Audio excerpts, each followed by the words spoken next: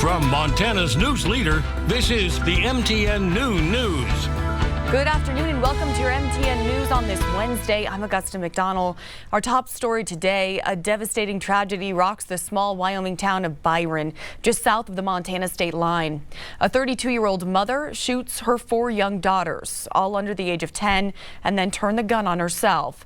As of this morning, 3 of those little girls have passed, the other fighting for her life.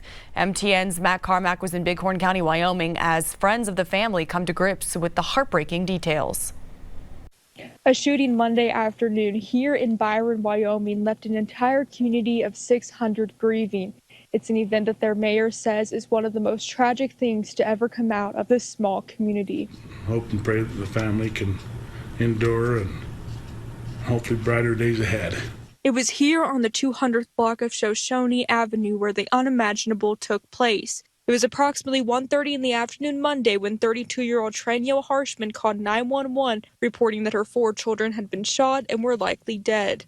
On that 911 call, Harshman said 2 of her kids, both 2 years old, were upstairs in their cribs, and the other 2 children were downstairs in their bedroom. Then Harshman said she would shoot herself. When you're in a small community like this, you know everyone, you rub shoulders with everyone, and it's just devastating. First responders arrived and found 2 of the kids, a 2-year-old and a 7-year-old, still alive, but the 2-year-old passed away a short time later.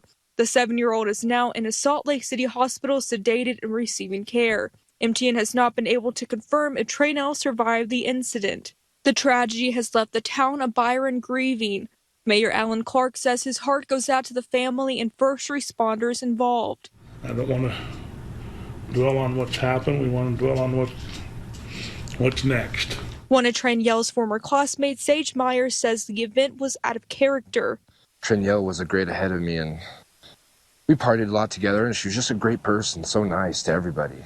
Man, I can't explain how there was no cracks, there was no dings, there's no chips to be seen. Out of character is another trait described by one of Tranielle's friends, Brianna Baker, who left MTN a statement saying, quote, "Everything can change in an instant. Never allow yourself to think it couldn't be me. She was sweet, loving, and funny. Use this as an opportunity to show compassion and togetherness." It's a tragic loss with many questions still unanswered. In Byron, Matt Carmack, MTN News. A GoFundMe account has been set up to help the husband and father, Cliff Harshman, who was not in the home at the time of the shooting, with more than $70,000 raised by earlier this morning. The money will help ease the financial burden of funeral expenses, hospital bills, and ongoing family support. The page, created by Cliff's co-workers, says the devastating event has left him and his loved ones reeling with grief. Wyoming Governor Mark Gordon sending out this statement on Facebook saying, "Jenny and I are heartbroken by the loss of innocent children's lives in Byron yesterday. Our hearts and prayers go out to the family of the victims, first responders, and the entire Byron community, who are all impacted by this tragedy."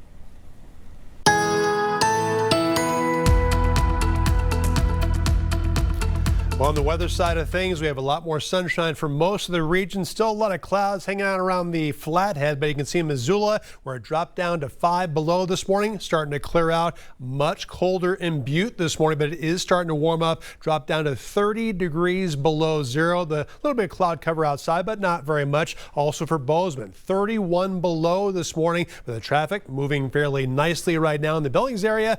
Only dropped to 11 degrees below zero. Lots of blue sky, just a few clouds. Here's everyone else's overnight lows for this morning. It was still a cold one. Havre was also 30 degrees below zero, but we have a little bit more warmth coming, as well as some more snow. I'll have your 7-day forecast coming up in just a few minutes. And in today's leading look, a man with Montana ties wrongfully detained in Russia is now back on U.S. soil. National Security Advisor Mike Waltz says American teacher Mark Fogel is leaving the country with President Donald Trump's special envoy after an exchange was made. Fogel was serving a 14-year prison term after he was found carrying about 17 grams of medicinal marijuana at the Moscow airport. Fogel's sister lives in Missoula and has been fighting for his release since the day he was arrested. And in Cascade County, sheriff's deputies are investigating a break-in at a gas station that left the business damaged and burned. A 32-year-old suspect is now facing 4 counts of criminal mischief, driving under the influence, criminal trespass, burglary, and arson. Deputies say they responded to the Mountain View Co-op gas station and convenience store in Ulm and found this. They say the suspect had started a fire on a rug, threw bottles of propane on the fire, which in turn led to the ATM becoming ignited. No one was hurt, but the incident will cost the business tens of thousands of dollars. 32 dogs are now in the care of the Lewis and Clark Humane Society after they were seized by the Lewis and Clark Sheriff's Office a few days ago. I spoke with the Sheriff's Office to learn more about what will happen to the animals. According to court documents, it all started with some concerning photos taken by an animal control officer.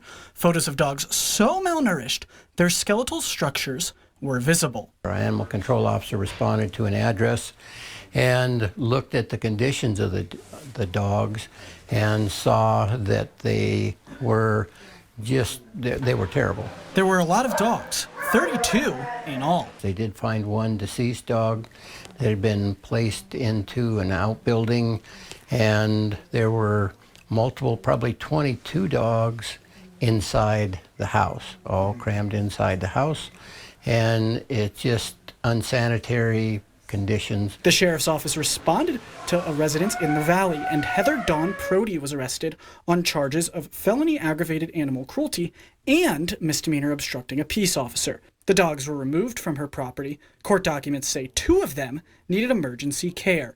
An affidavit says the dogs had no access to food or water.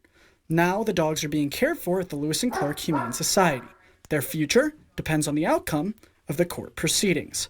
Housing and caring for 32 dogs is not cheap. Right now it's a huge burden because it's approximately $20,000 a month to have this amount of dogs here. Right now that burden is on the sheriff's office. That's why we want this to go to the court process as soon as we can. The dogs are not available for adoption at the moment, and with the addition of so many dogs, the shelter is at capacity. In Helena, Michael Wolf, MTN News. A bill that would require transgender people in Montana to use the bathroom that aligns with their sex at birth passed out of the Senate Wednesday and now heads to the governor's desk for final approval. The measure would require schools, correctional facilities, shelters, and other public buildings to designate bathrooms, changing rooms, and sleeping areas for either men or women based on biological sex. And immigration enforcement continues to be a hotly discussed topic for politicians on the national level and right here in Montana.